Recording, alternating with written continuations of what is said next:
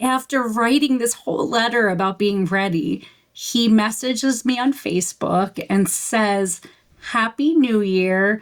I know this might sound crazy, but is there any chance you'd be interested in using a vacation voucher with me? I'm Emily Calloway, and this is Kismet. Kismet is a podcast featuring real love stories of fate and serendipity from people who've met the one. Today, I'll be speaking with Meghann Dawson, who will be sharing her story of how she manifested her true love. Hi, Meghann. Welcome to Kismet. Thank you so much for joining me today. Oh, thanks for having me, Emily. I'm excited to be here. I am so excited. I mean, when I heard your story, when we connected and you sort of took me through your journey and especially your journey of manifestation, I was like, this is somebody I definitely want to have on my show and to share all of her wisdom with the world. So I'd love to get started just by hearing a little bit about you and your background, separate from your partner, but just who is Meghann and what brings you joy? Yes. Oh, what brings me joy? What a great question.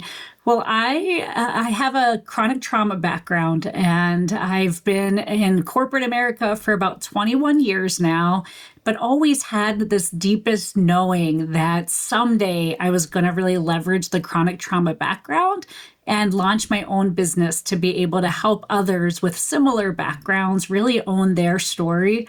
And I'm about 3 months in to finally taking that leap. And so I've recently got my life coaching certification. I'm hosting my own podcast, Becoming is Messy, and really starting to put that dream out into practice. And right now, I would say the joy is just coming with creativity and being able to really put together a day where I'm focused on my own dream and bringing to life through my writing, through conversations like this, really living the dream that's been within me for so long.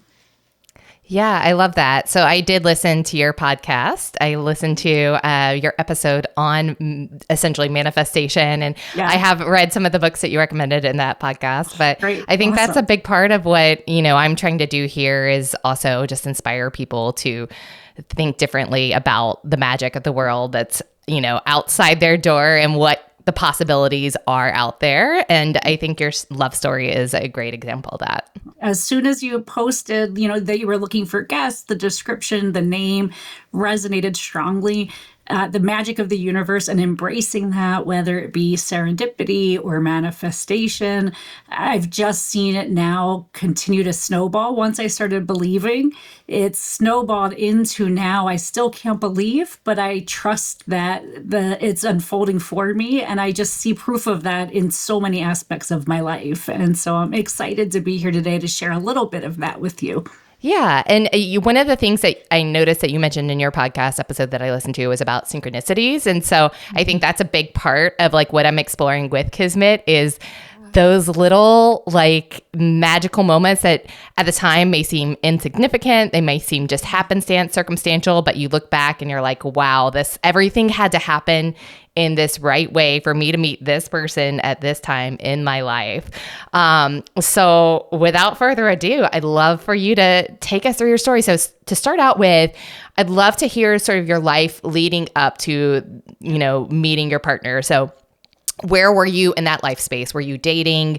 Were you happily single? Where were you in life with your relationship with relationships? Yes, you got it. So as I mentioned, I have a chronic trauma background, and so much of my life was spent either experiencing trauma or kind of spiraling out of control with different coping mechanisms, really just trying to figure out how to survive in the face of so much hurt and pain. And so my backstory really includes all unhealthy relationships. Relationships with men were really a key part of my coping mechanism that was unhealthy. I have my own experience with alcoholism and perfectionism and really just living a life that was a mix of peacekeeper and really trying to just numb the pain that I felt from so much trauma in my background. And so soon before meeting my now husband, I found myself in the aftermath of a really brutal divorce that I had the courage. So if I take a step back, kind of a year or two earlier was really when I started getting a little bit more of the nudge of that magic of the universe. I started really noticing a deep whisper within me telling me that there was a better life for me and my daughter. And so I started soaking up everything I could about intuition and manifestation. And so at that point, I read Celestine Prophecy. I read The Law of Attraction. I had first seen an episode on Oprah, and that really resonated with me. So I really just kind of soaked up all of that spiritual knowledge. And that was what was a big part of giving me the courage to be able to go through with leaving my first husband and getting out of what was a very verbally abusive, toxic relationship. And so after leaving that marriage, I put myself out there again. I thought that I had spent all those years healing, that it was time to get out in the dating world. And very quickly, I saw the same unhealthy patterns that I had always had in my life. Those didn't just disappear because I left a bad marriage. And so I really hunkered down and started a deep therapy practice. And within that therapy practice, focused first on myself. But very quickly, the therapist asked me a really powerful question. And that question was, all of these people that I'm out here dating, are they similar? Is there some similar characteristics to these men? And I said, no, I laughed. I said, no, not at all, actually. I feel like they're all from different backgrounds, different personalities, different friend groups, just different interests, just like I really couldn't find a thread. And the therapist looked at me and said, you really sound like somebody that just likes when people like you. He's like, so we're going to spend some time focusing really on what it is that you want in a person. What are your non-negotiables? And so through that practice, came up with my list of non-negotiables, which included things like, I want to be with somebody that makes me feel the most me. I want to be with somebody that I can be proud to call my person. I want to be with somebody that has a passion and purpose all of their own outside of our relationship. I want to find a person that's close with their family.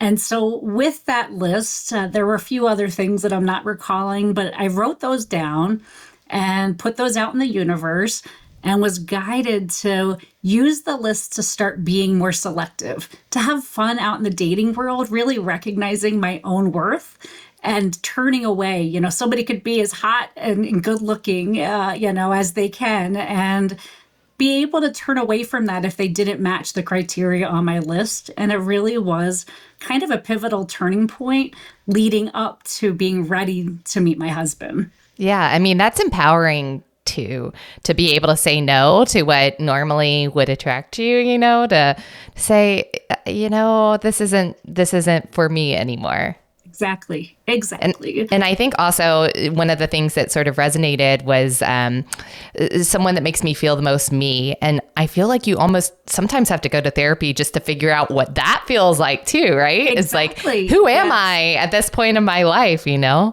That's right. Yep, exactly. So that's really the position I found myself in. And I think that exercise and coming up with the non-negotiables kind of gets to that point of who you are and I think it was an exercise that helped me in my self-love journey. I say looking back, it's not necessarily the trauma that was holding me back in life. It was my own perception of myself and my lack of worth and my own self-love. And so I tell people now that you really set the bar on people loving you. You set the bar of how and how much they do that. And if you don't love yourself, it just opens the door to a lot of heartbreak and pain and bad players. And so in that exercise, I want to say, that is, I like to call out the months because it happened so quickly. So that was, I think, in August. And, from there, just multiple magical things happened. And so with that, I'm out there in the world with the list. I think I went on a date or two. I did meet a guy that had all of those qualities. We were hanging out and spending some time together. It wasn't really going anywhere. And then in about October, I started seeing a mutual friend on Facebook that seemed to be going through his own divorce. So not only was I kind of in the world and looking for my perfect match, I was also a newly single mom. And being a newly single parent and not having any other single parents in my life, I was also just craving friends that were in a similar boat. And so I reached out to a mutual friend of ours and I said, hey, it looks like Kelly's going through a divorce too. Can you tell me a little about that? And my friend Lisa said, he is a guy you guys would be best friends. Like, oh my gosh, you should so reach out to him. And so that October, I reached out to him. We ended up having a sushi for lunch. Kind of randomly, he worked at the same company as me on the same campus, but we very rarely ran into each other, didn't know each other well.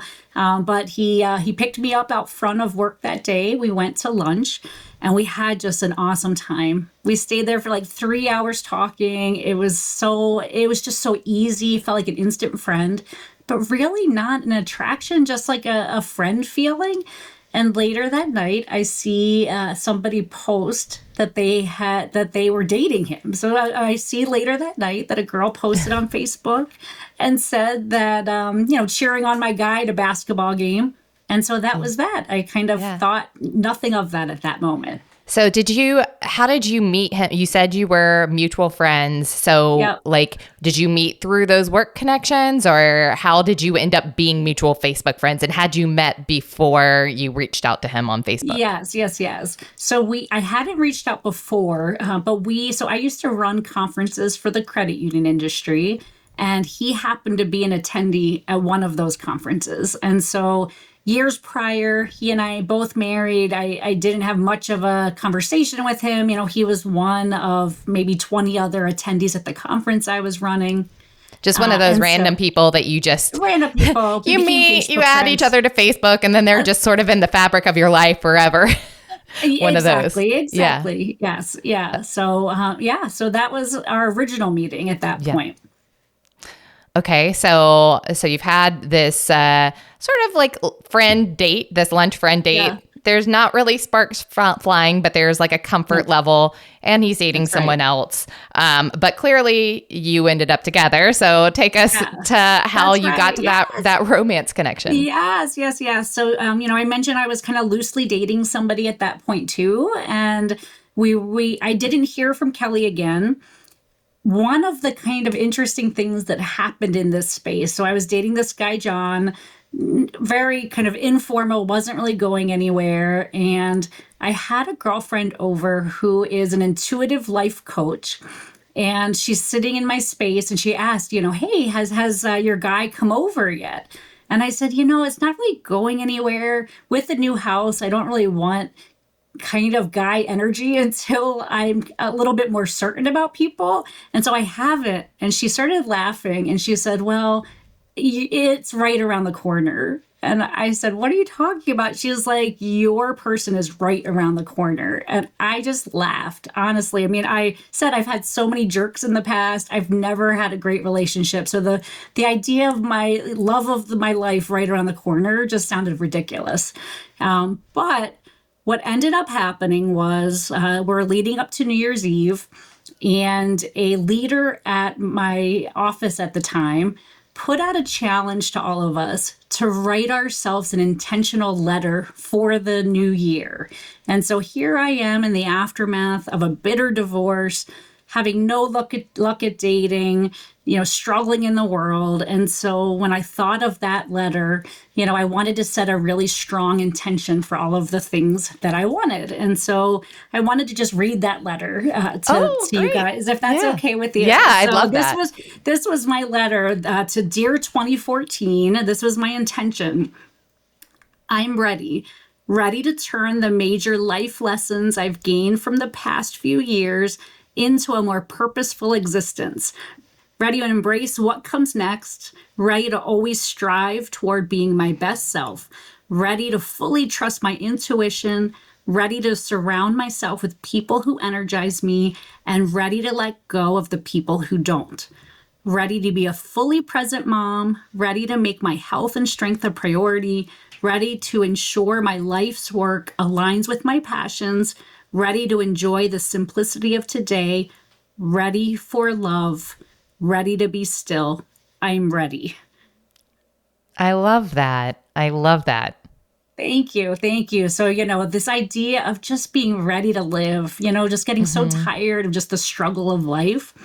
So I set that intention out. At this point, I hadn't seen Kelly or really conversed with him since our lunch, which was at that point 2 months later.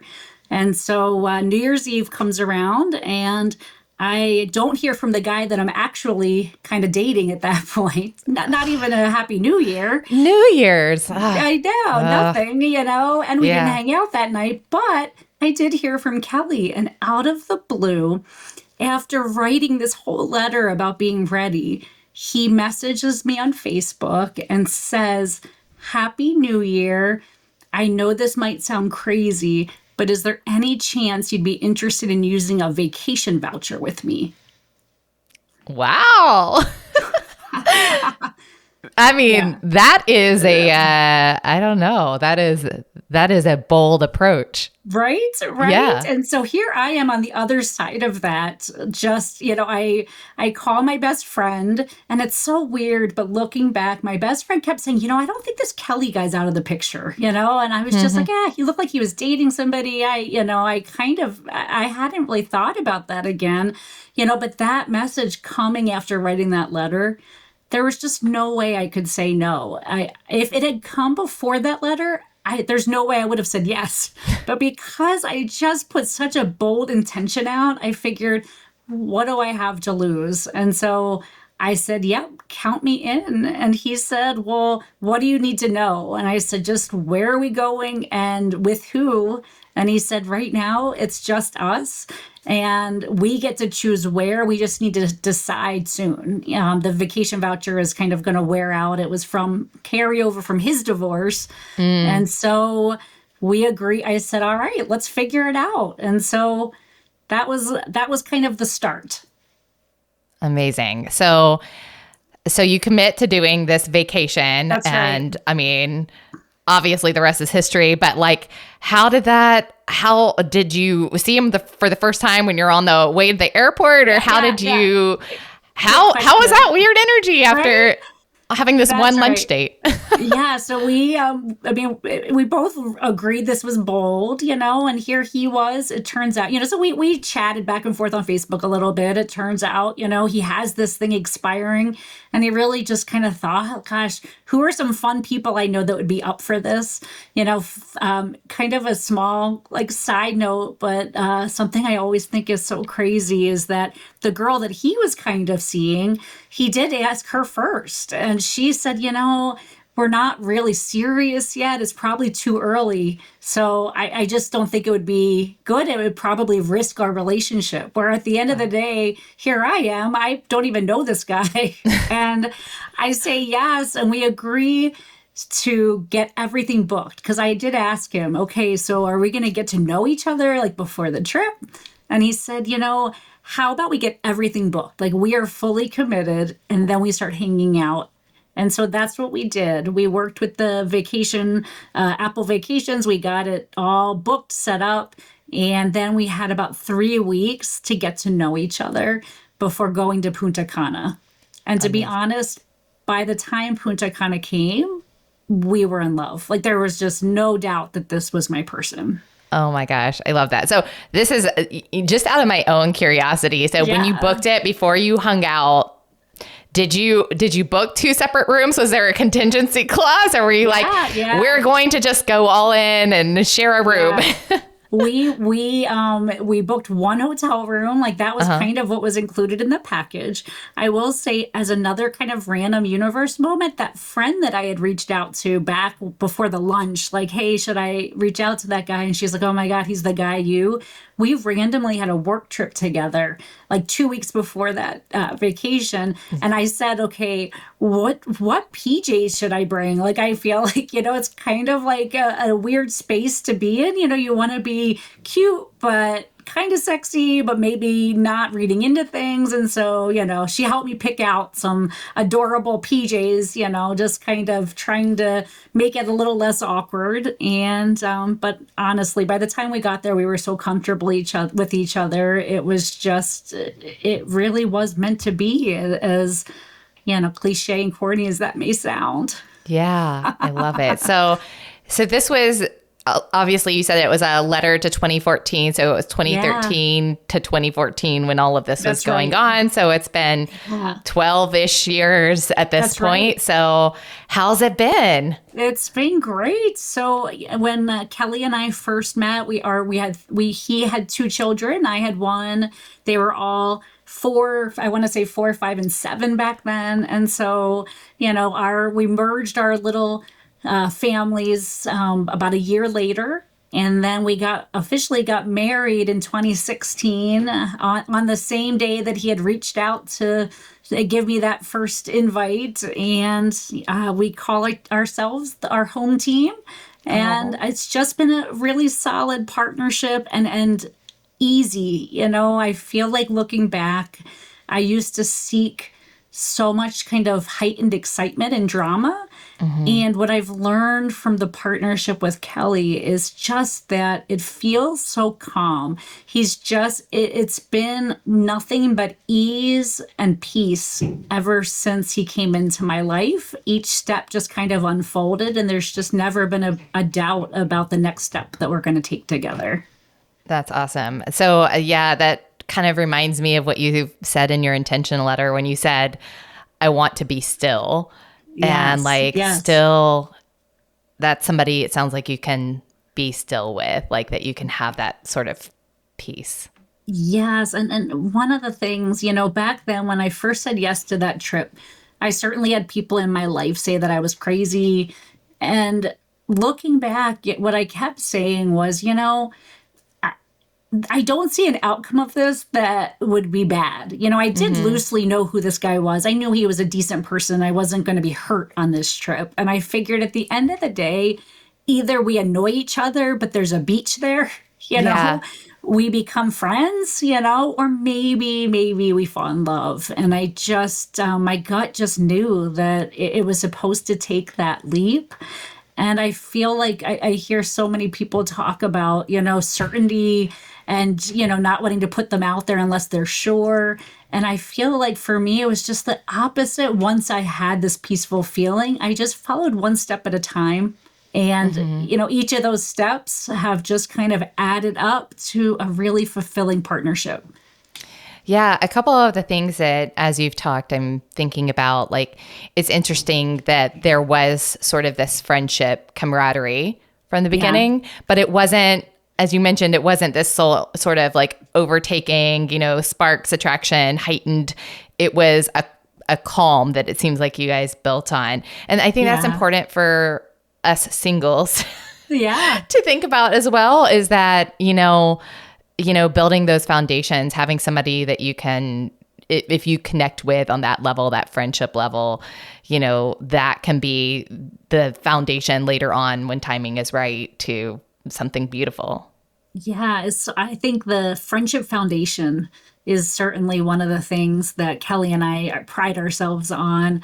We talk a lot about how so we got the trip booked and then we did start hanging out. And one of the first nights that we spent time together, we just sat at the corner of a bar and he set the stage really and just opened up about the twists and turns of his life, especially kind of the skeletons in his closet. What were the Hmm. biggest mistakes that he had made up until that point? And it really opened the door for me to do the same thing. And so I got to share, we always say it's kind of the opposite of how I had ever dated before. Usually it was putting my best foot forward, trying to convince somebody to like me, and then eventually finding out, hey, I'm with somebody that I have nothing in common with. Whereas we flipped that and put our truths out first. And it just set a tone to just trust each other, have authenticity, and never again kind of go to bed with a secret in our stomach. And we've just carried that forward. And back then, we both realized that our truths could have pushed the other person away. And it was just worth the risk to make sure that we're with somebody that wants to be with all of us. Yeah. Well, it sounds like you both had done the work on yourself to get you Yeah. to that point where you could be vulnerable and secure enough in who you were and own those mistakes that you've made and say, That's right. hey, I can't change this. Like, I'm going to be accountable to what I've done in the past, but this Exactly. is, made me who I am at this moment, and, take it or leave it. Yes, that's exactly been our approach. And I think that he and I set that tone together, but it's just something that we've carried forward now just into our lives. It's how we show up in the world.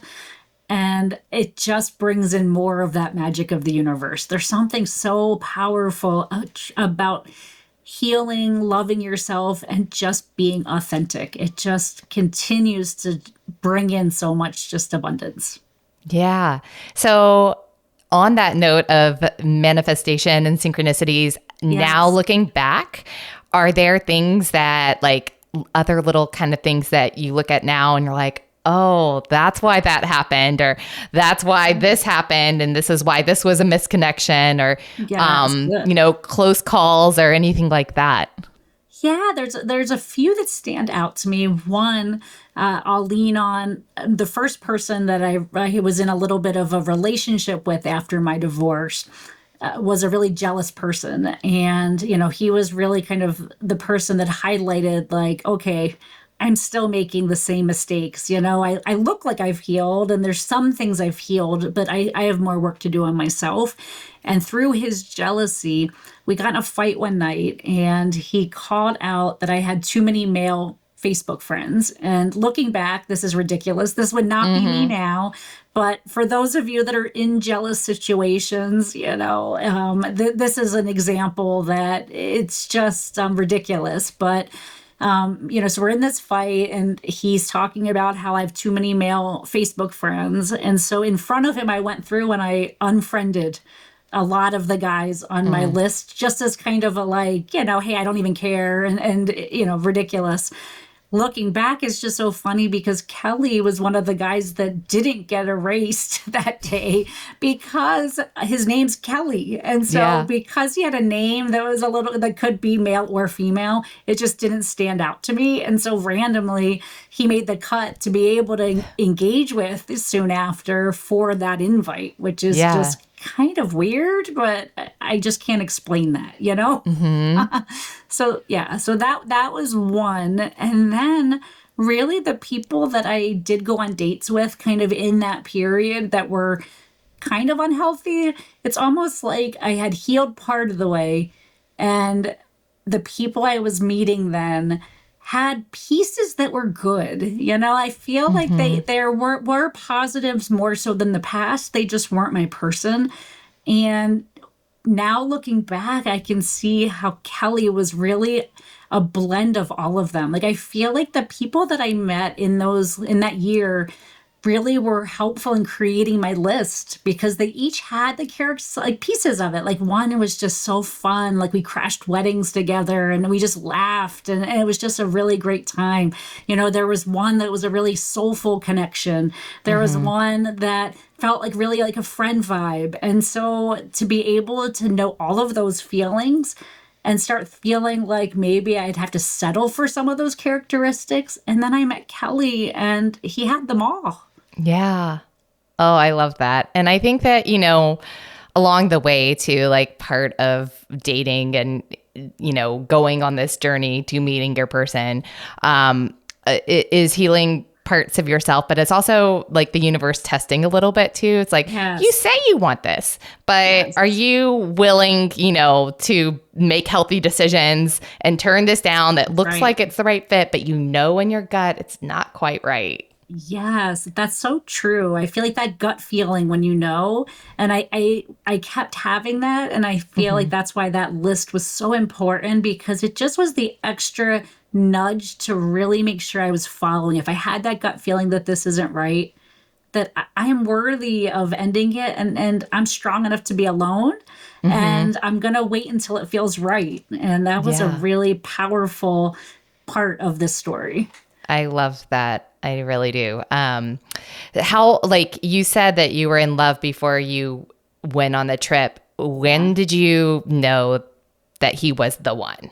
How soon after like making that commitment to go? Yeah, I mean, it was just it's so weird, because I feel like with Kelly and me, it was never like this like fireworky, like just like I don't know, it's like it wasn't butterflies and fireworks. It was just ease and comfort, and when we started hanging out, it just felt like I knew him forever. It just felt like everything clicked into place. So it was within like a few weeks. I mean, we went on the trip exactly a month after he had put out that invitation. And so in those first few days, one of the things that was part of knowing, I was heading out to Las Vegas to meet up with that girlfriend, Lisa, I mentioned, and we decided to trade our life-changing books. And so I recommended Celestine Prophecy, which was my really intro to abundance and magic of the universe and synchronicity.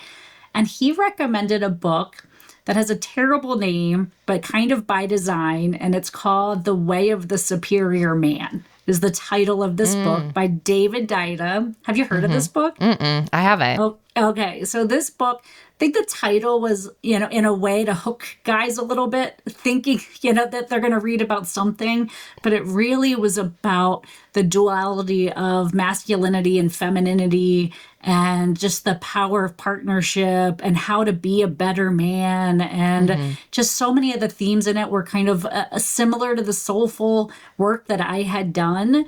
And I couldn't believe it. Like, I just couldn't believe that this was, a person that I was getting to spend time with, life philosophy. And it just aligned so much with mine that that I think was a big turning point to get just this little peek into his brain. Yeah. Listen, we love a man who will do the self-help work and like read a self-help book and yes. Like that's awesome. That exactly. You got to keep her there, because that means he is willing to, work on the relationship as well, acknowledge he's not perfect, and that, none of us are. We're all works in progress, right? So Exactly.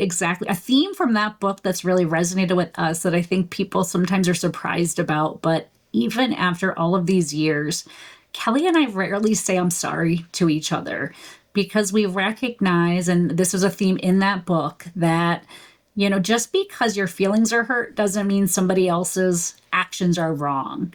And so, that's just another foundation part is, at the end of the day, we want to get back to peace in our relationship. And so we have little care of who's right or wrong. And at the end of the day, we think a lot about intention.